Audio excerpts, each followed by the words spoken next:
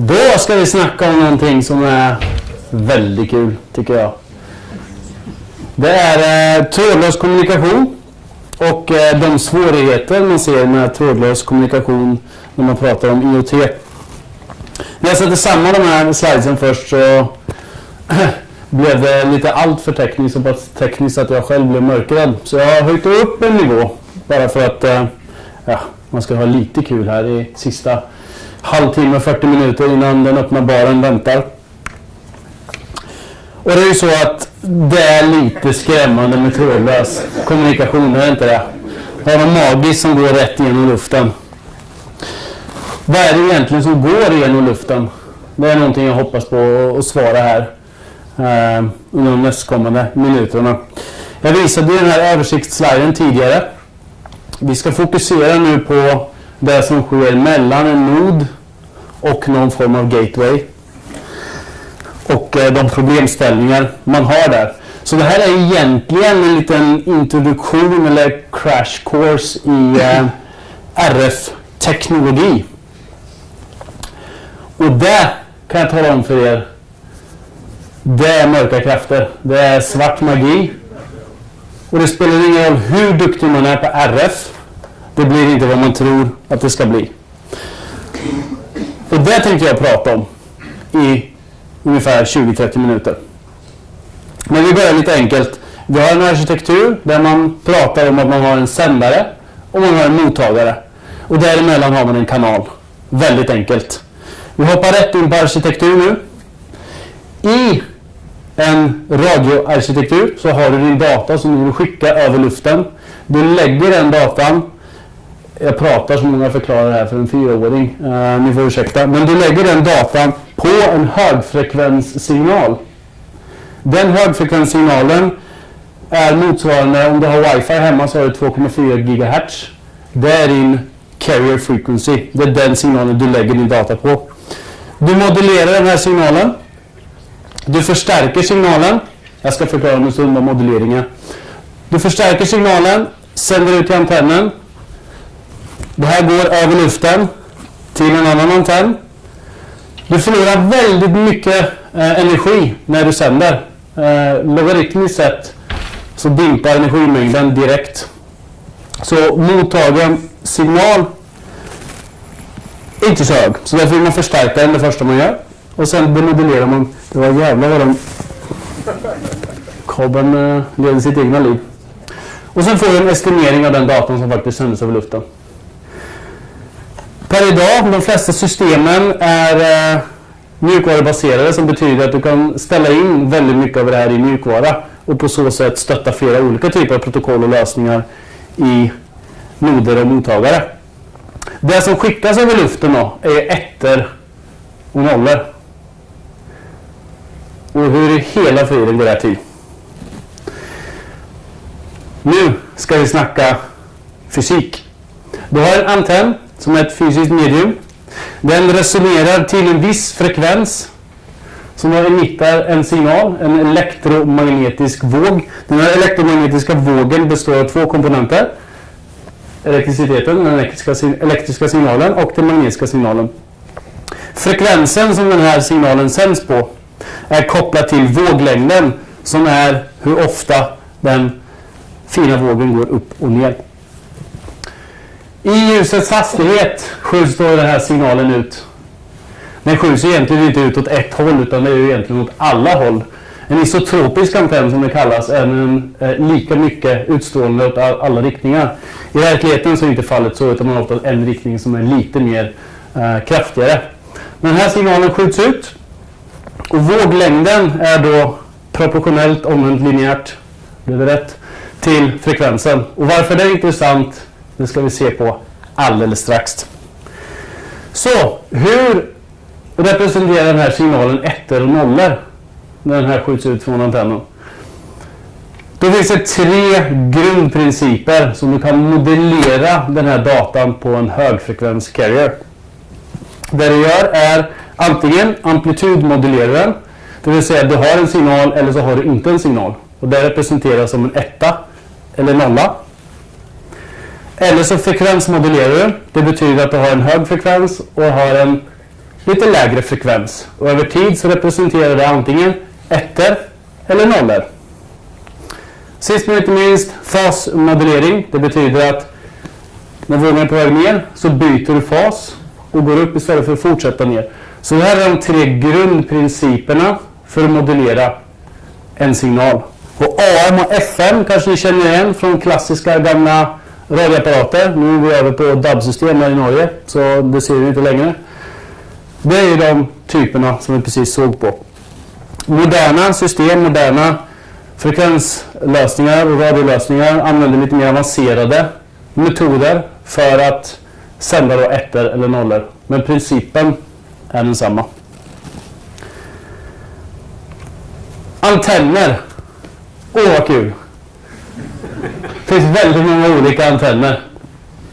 Vi ser 4 olika antenner här. En vanlig dipolantenn till för exempel vanlig FM. Vi säger att det bara är en antenn. Nästa antenn, det är en PCB-antenn. 4G, 3G för exempel kan sändas med den antennen. Den är tryckt på en PCB, printed circuit board. Nummer 3 här är en klassisk gammal god TV-antenn som man kunde se på hus, många hus förr i tiden. Inte så många av dem idag. Längst bort ser vi ett exempel på en inverted F-antenn. Det är typiskt en sån antenn som används för 2,4 GHz applikationer. Mycket av det vi ser i Internet of Things används av den typen av antenn. Och det är så att den våglängden jag pratade om, det vill säga hur den här vågen rör sig över tid eller distans, den är kopplad till hur lång antennen måste vara. Så för exempel är du en amatörradionörd och håller på att bygga din egna radio, så sänder man ofta signalen på 27 MHz. Nej, 27 Hz. 27 MHz. Nu måste jag kolla i facit. Megahertz, förlåt. Räknar du på det här så får du ut att våglängden är 10 meter. Och då designar man antennen med halva våglängden som blir 5 meter. Det vill säga att du måste springa omkring med en antenn på 5 meter bakom ryggen. Men det är inte helt sant. För det man kan göra är att man kan designa antennen så du för exempel virar den runt en cylinder. Det finns många tricks. Och ett av de tricksen är det man har gjort här borta. För på 2,4 GHz bandet på våglängden så motsvarar det, så ligger man på 12,25 cm. Halva våglängden blir då alltså 6,125 cm, men det ni ser här är bara 2,5 cm. Hur går det till? Och då är det så att halva antennen är det ni ser där, andra halvan är vad som är reflekterat i jordplanet, där den större massan med. Och redan här märker ni, jag ser många sitter väldigt förvirrade, och jag ska inte gå djupare än så, jag lovar. Men det är lite av konceptet att antenner och designen finns det egna kurser på, egna långa rapporter. Och ändå så klarar inte för exempel Apple att designa en telefon när man inte kortsluter antennen genom att hålla i den medan man pratar. Så det är ett avancerat fält, och det är många som är misstag där. Jag återkommer till det. När du har den här antennen, den sticker upp där i luften och så kommer en elektromagnetisk våg, och då hittade jag en väldigt bra illustration. Den är aningens nördig, men här ser vi i alla fall den elektriska signalen kommer in till antennen, och det gör att elektronerna rör på sig. Och det är så du får en signal in i din produkt. Det är den signalen som är din mormors röst när hon ringer och pratar med dig för exempel. Och ser man på det här, då kan man då tänka sig vad sker om du kommer med en magnet eller ett metalliskt objekt eller någonting nära den antennen, eller en tumme. Då detunar du den direkt och klarar inte av att fånga upp den här signalen lika bra. Nog om det. Den här sliden tycker jag är väldigt spännande. För nu ska vi se på lite intressanta ting här. Det här är elektromagnetiskt spektrum, och varför är det så väldigt intressant? Jag ska prata lite om radiospektrumet, men först vill jag berätta om det som är innan och efter. Och det ni ser här är alltså frekvens som ökar i den riktningen, våglängd som minskar i den riktningen. Vi pratade om att vara omvänt hållare. Jag har inte satt ut några tal här för att ni ska få tänka lite istället. Till vänster har vi ljud. Och det vill säga jag står här och pratar, och då kanske ni funderar, men vadå? Sänder du ut elektromagnetiska vågor? Nej, det gör jag inte egentligen. Representationen blir detsamma, men ljud behöver ett medium att färdas. Du kan för exempel inte sända, du kan inte prata i vakuum. Det fungerar inte, för ljud behöver ett medium, för det komprimerar ljud eller komprimerar luft för att kunna sända ljudet. Så när jag pratar så är det vibrationer, whatever. Vi går vidare. Vi pratar om det som är lite mer intressant. Om vi går förbi radiospektrumet, förlåt, jag vill gärna prata om radiospektrumet, men jag vill gärna prata om det andra för jag tycker det är så intressant. Så kommer vi in på först IR-signaler, och det är den ni har på era klassiska gamla fjärrkontroller när ni ska försöka byta kanal, men ni har stängt luckan så det kommer inte åt receiven. Signalen kommer inte igenom. Och då är det väldigt bra att ha RF istället. För det går igenom luckan. Men efter IR-signalen så har vi synligt ljus. Det är vad vi uppfattar som röd, grön, gul, blå, rosa. Ligger på frekvenser, på våglängder runt där. Sen hamnar vi på UV-ljus. UV-ljus är sån fantastiskt ljus. Vi kan lägga oss under och så blir vi bruna. Det är väldigt bra. Sen kommer X-ray, det vill säga röntgen. Anledningen till varför röntgen fungerar är för att när vi då har gått längs med den här axeln så har vi minskat våglängden. Och när vi kommer till röntgen så är våglängden så pass liten att den här signalen klarar av att gå igenom kroppen, men inte skelettet. Och det är så vi på andra sidan får en bild av skelettet. För att signalerna går inte igenom skelettet. Går vi på gamma ray så går det igenom allt. Då går det igenom celler. Kan förstöra väldigt mycket, och det är därför det är inte så bra att stå i en gamma ray. Du får cancer och dör ganska snabbt. Och cosmic ray, där behöver du inte ens tänka, för där går signalen rätt in på atomen och förstör den. Så där kan vi vara glada att vi har ett ozonlager. Tillbaka till radiospektrumet. Med fantastiska innovativa namn. Vi börjar längst ner på very low frequency, medium frequency, high frequency, very high frequency, ultra high frequency. Är det någon som kan gissa nästa? Super och nästa? Extra. Bara extra. Och det är här vi har de applikationerna vi är vana vid att höra om. Det här vi har radiomaster, vi har satelliter, vi har telefoner och så vidare. Och vi ska se lite närmare på den här lilla biten på frekvensspektrumet. Det är här vi har alla IoT-implementationer. Vi pratar om sub 1 GHz och 2,4 GHz bandet. Och då är det så att när man är på det här bandet, om man utvecklar en produkt och man vill släppa en produkt, så får du inte göra det hur du vill. Du är begränsad till regulationer. Använder du 2,4 GHz bandet som Wi-Fi, Bluetooth Low Energy, Zigbee, massa olika protokoll och lösningar använder. Då får du använda det fritt världen över. Om du har en sub 1 GHz lösning så har du lite större utmaningar. För där har du olika frekvensband som du ska operera på i olika delar av världen. Men per idag så är inte det egentligen något problem, för att många av de här små radioenheterna klarar av att ställa om i software till olika frekvensband. Men då kommer lite komplikationer med antennen återigen. Är antennen matchad, finns den frekvensen och så vidare. Så det ska man tänka på världen över om man ska lansera en produkt. Om man ska välja en frekvens, vad ska man tänka på? Nu har jag gjort det väldigt enkelt och bara satt i 2,4 och sub 1 GHz. Valet är mycket svårare än så, men vi kan hålla det enkelt nu.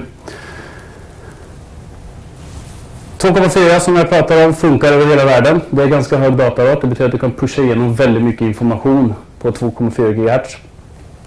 Nackdelen är att just för att det är tillgängligt över hela världen så ska alla släppa produkter på det här frekvensbandet.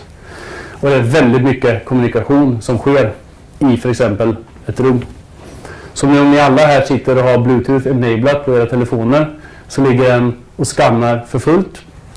Efter allas fitness trackers och vad det nu kan vara. Så det är mycket som försiggår. Nackdelen är att du får inte igenom signalen genom väggar, typiskt sett. Och du får inte igenom signalen genom vatten. Och jag vill inte vara oförskämd, men ni alla är vattenblobs som sitter där inne. Ni består av 60% vatten allesammans ungefär. Och det betyder att har ni då en heart rate sensor, ni är ute och springer och så har ni mobilen bak i någon form av förpackning på ryggen. Så är signalen som går rätt igenom er ganska attenuerad, som betyder att den är förtryckt och kommer inte igenom ordentligt. Så det kan vara en problemställning om vi inte får den kommunikationen att fungera. Surveillance, mycket längre range, där vi pratar om LoRa, Sigfox och alla de wide area networks som man ska sända signaler långt. Mindre produkter som opererar där idag. Du kan inte sända så mycket information här. Det är typiskt enkla sensorvärden eller dylikt. Men det beror väldigt på vilken frekvens man använder. Men där har du återigen att du begränsar de olika frekvenserna. Ett annat problem är att du har overlap. Här är ett konkret exempel på de mest vanliga wifi-kanalerna. Och i det här fallet en BLE-produkt använder alla de här kanalerna. BLE är alltså Bluetooth Low Energy. Det är där fitness trackers, många av de nya RF-fjärrkontrollerna till tvn använder. Och det vissa lösningar har gjort då, som specifikt Bluetooth Low Energy, är att de har en frekvenshopping-mekanism som gör att de kan känna av vilka kanaler som har väldigt mycket energi på sig. Så när under kommunikationen så hoppar det mellan kanalerna, sänder information, och är det en kanal där den inte får igenom någon information så kan du sluta använda den, för den vet att den här kanalen är upptagen. Här finns det massor med energi. Och här är också intressant att se på att även fast för exempel wifi-kanalerna ligger över ett visst antal band, som det går för exempel på kanal 39, så kan det fortfarande vara så att även fast det inte ligger någon annan enhet och sänder på just den kanalen, så går det inte att få igenom signalen.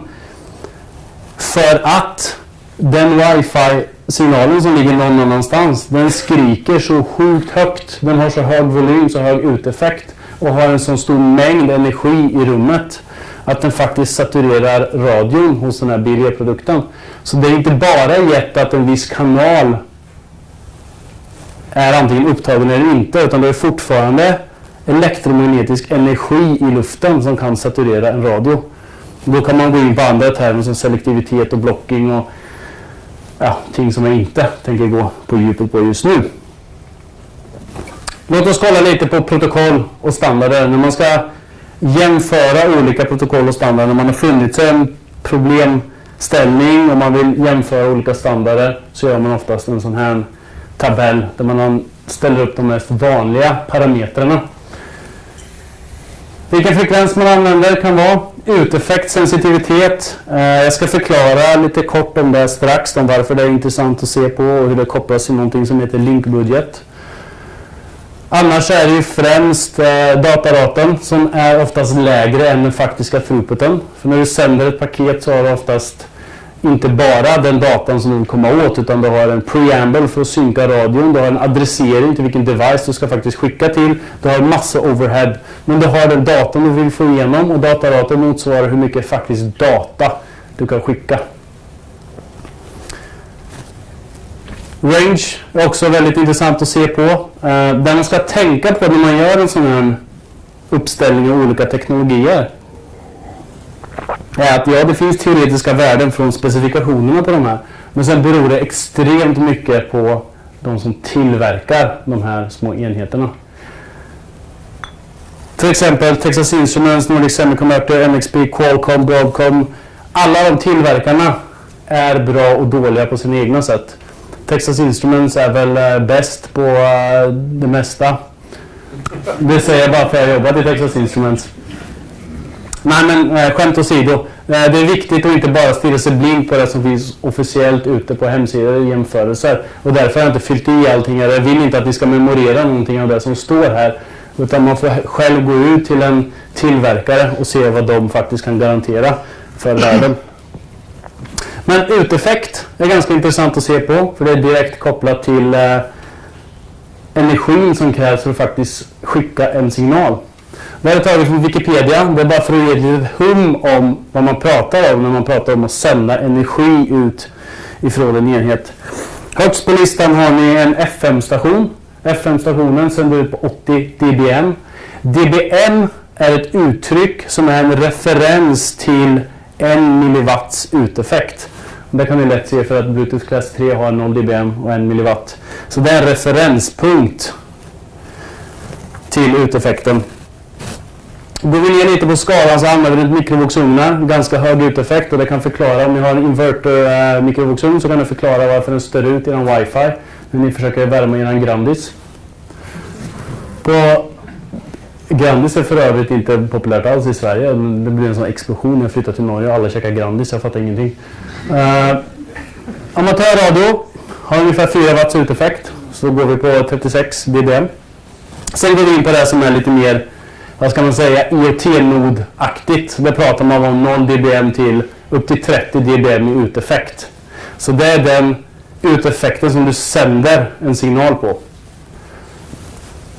Om vi går ner på listan så hamnar vi egentligen till ting som är mer relaterade till att ta emot en signal. Minus 10 dBm är vad du kan förvänta dig för signal som högst. Det vill säga, har du 2 enheter bredvid varandra och du sänder ut på 0 dBm så kommer du inte få 0 dBm i mottagaren oavsett hur nära du placerar de här varandra. Så det handlar egentligen om minus dBm och 100 dBm som är en typisk sensitivitetsthreshold för vad du kan ta emot. Så mellan minus 100 och minus 10 dBm där kan du ta emot en signal. Och uteffekten representerar ju hur mycket energi det krävs för att sända. Och det är inte så svårt att förstå med tanke på att enheten är i energi. Det vill säga Bluetooth Class 3, den sänder en signal som är 1 milliwatt. Det betyder att kanske den radioenheten kanske förbrukar, låt oss säga 29 milliampere, 10 milliampere, 6 milliampere. Utvecklingen är att de träcker mindre och mindre ström för alla nya produkter som släpps. Men till slut kommer de slå i taket. Till slut närmar de sig 1 milliwatt. Och då kan man inte göra några förbättringar på produkten när man pratar om strömträck. Det är teoretiskt sett och fysiskt inte möjligt. Så det man gör då är att man går från att förr i tiden och för de högre krävande enheterna går från att ha power supply till att gå över på batterier. Och nu ser vi mer applikationer som närmar sig energy harvesting. Ett exempel av det är ett tyskt företag som heter Enocean. De har sådana knappar till lampor. När du trycker på knappen så genererar den tillräckligt mycket ström för att starta upp en radiokrets och tända på lampan. Så där har vi inga batterier alls överhuvudtaget. Ja, då ska vi snacka om linkbudget. Output power och sensitivitet. Det här är en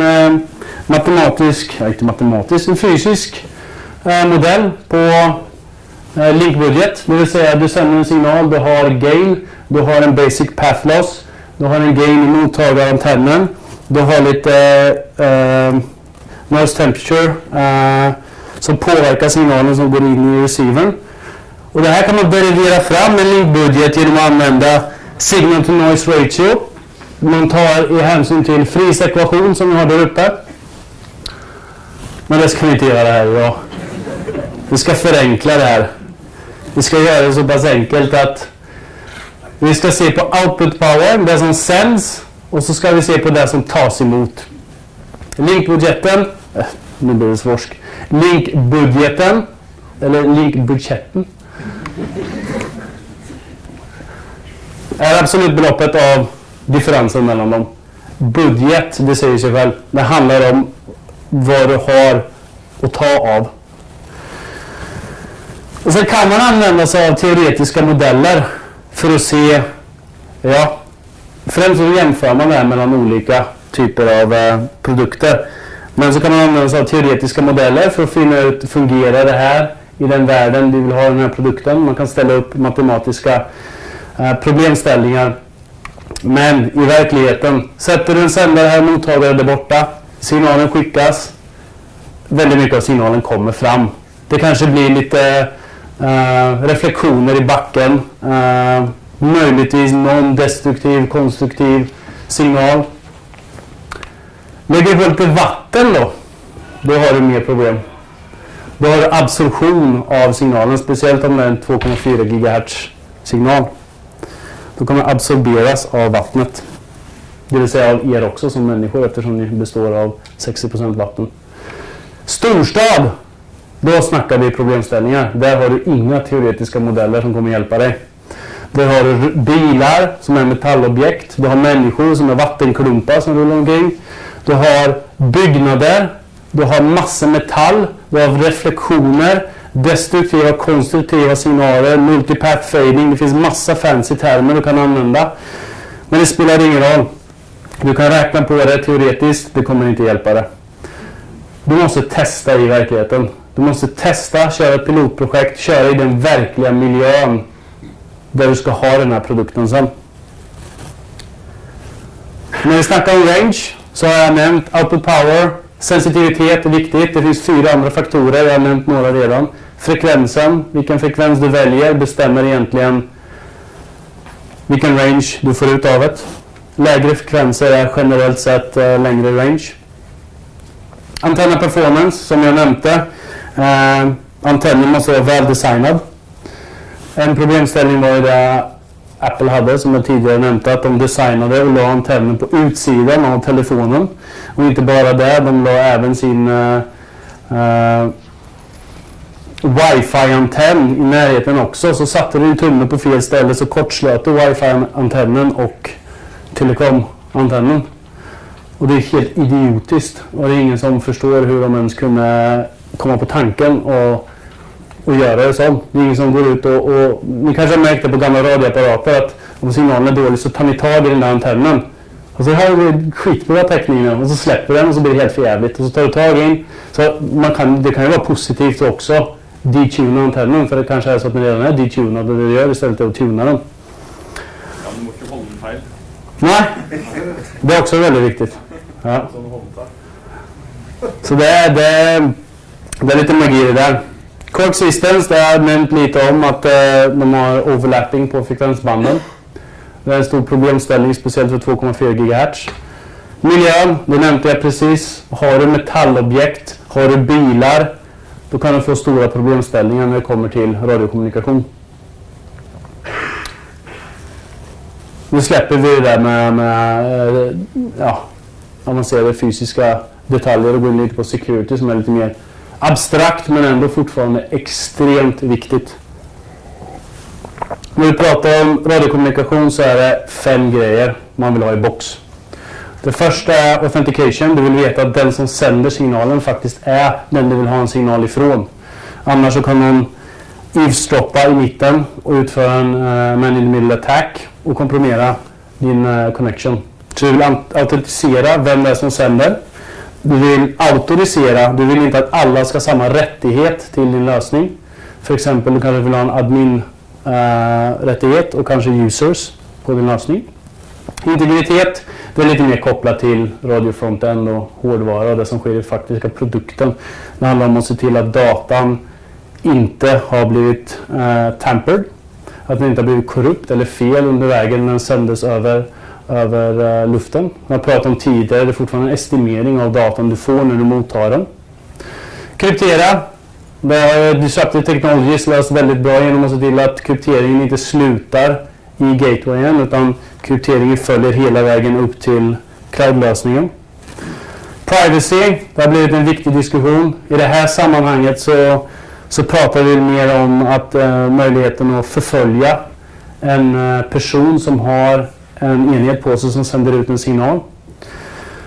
Det du kan motverka där är att låta den hoppa på olika kanaler. Du kan även ha lösningar där du byter adress och har resolvable address under tiden som gör att efter 5, 10, 15 minuter att den byter adress och på så sätt så tappar en tracker möjlighet att kunna följa en connection. Med det så skulle jag faktiskt vilja släppa konceptet med RF och den fysiska biten och den hårdvarunära biten och bara ta några korta paragrafer på softwareutmaningar när man pratar om sådana här typer av lösningar. I den världen jag kommer ifrån på Texas Instruments som jag jobbade med kunder som byggde embedded systems med konnektivitet så är det några ting man måste tänka på. För det första så är mjukvaran ganska komplex.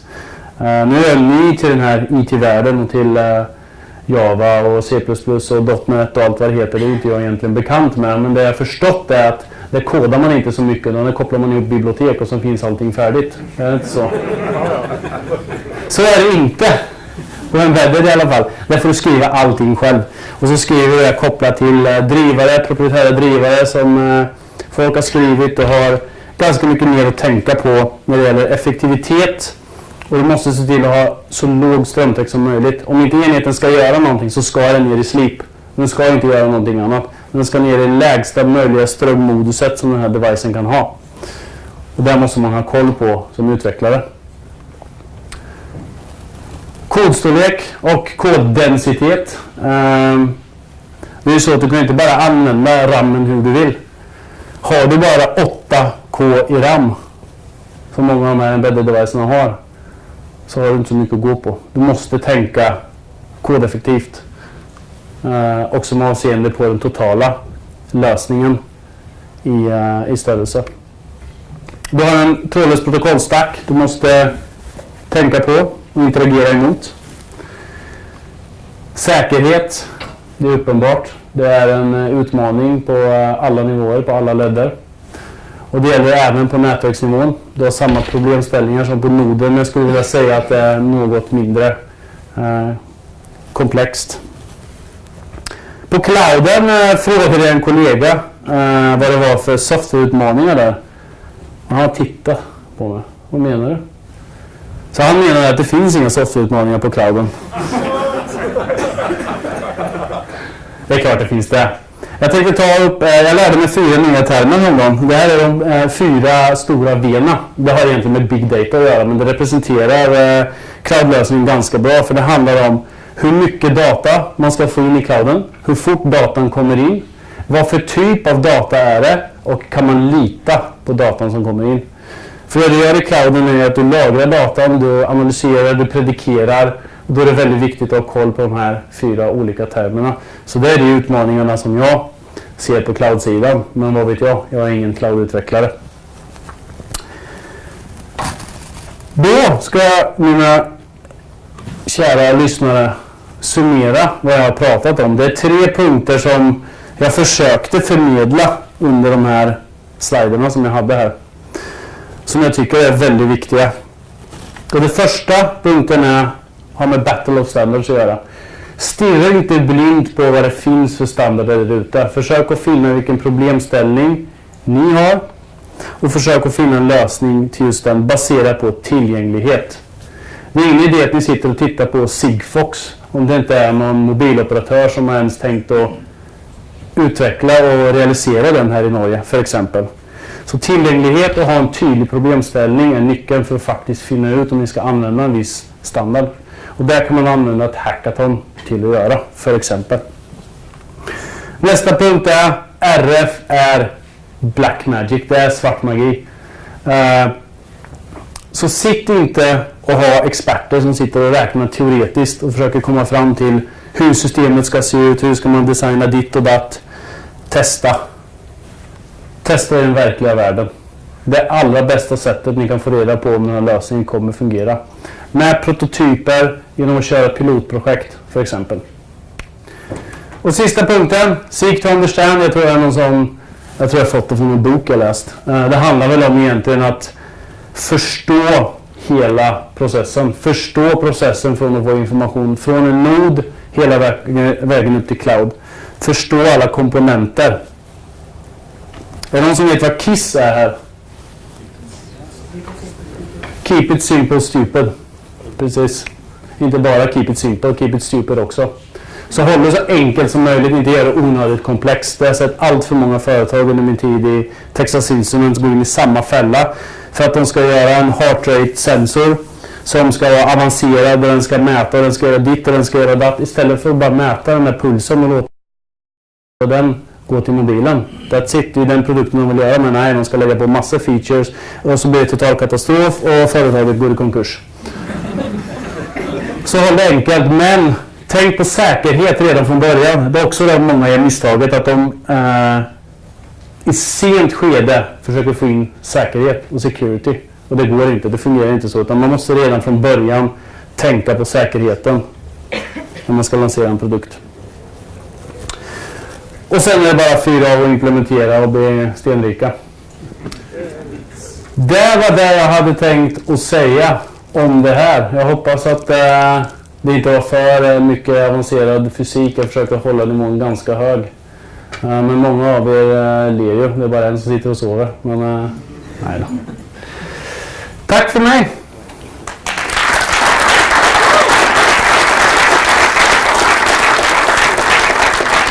Jag vet inte, Kjell, ska du säga några sista ord eller? Nej, nu är det kaka. Nu är det kaka. Nu är det blötkaka. Eller kanske bara kaka. Ja.